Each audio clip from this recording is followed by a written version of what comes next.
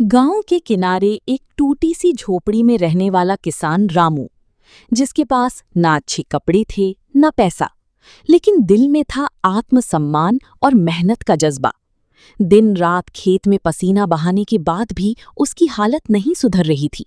आखिर उसने सोचा, अगर थोड़ा कर्ज मिल जाए तो अपनी जिंदगी बदल सकता हूं।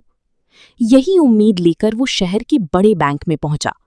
बैंक के चमकते फर्श और एसी की ठंडी हवा में रामू खुद को असहज महसूस कर रहा था। वो धीरे धीरे मैनेजर के पास पहुंचा और बोला, साहब, मुझे थोड़ा लोन चाहिए। मैनेजर ने सिर उठाया, रामू के मैले कपड़े देखे और चेहरे पर घृणा आ गई।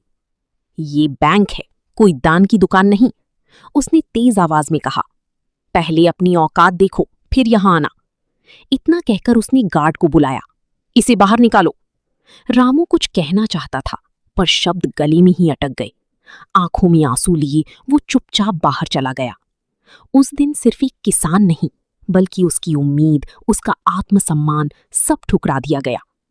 उसी बैंक में एक बड़ी मीटिंग चल रही थी। सभी अधिकारी मौजूद थे और वही मैनेजर भी, जो अपने पद पर घमंड करता था। तभी बाहर एक काली चमचमाती गाड़ी आकर रुकी। ड्राइवर ने दरवाजा खोला। एक रौबदार शख्स उतरा। सूट बूट, चमकते जूते, आत्मविश्वास से भरी चाल। जैसे ही वो बैंक के अंदर आया, सभी अधिकारी खड़े हो गए।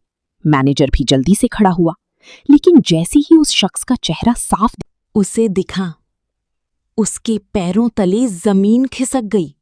वो कोई और नहीं, वही किसान रामू था। पूरा बैंक सन्न रह गया। रामू धीरे धीरे मैनेजर के पास आया और शांत आवाज में बोला, उस दिन मैं यहां मदद मांगने आया था।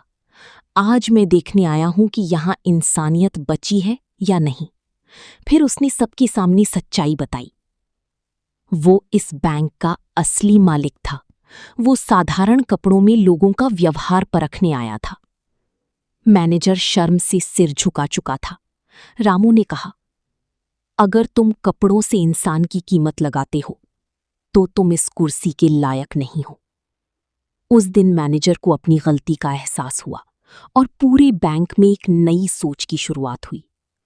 रामू ने जाते जाते सिर्फ एक बात कही, इंसान की असली पहचान उसके कपड़े नहीं, उसका व्यवहार होता है।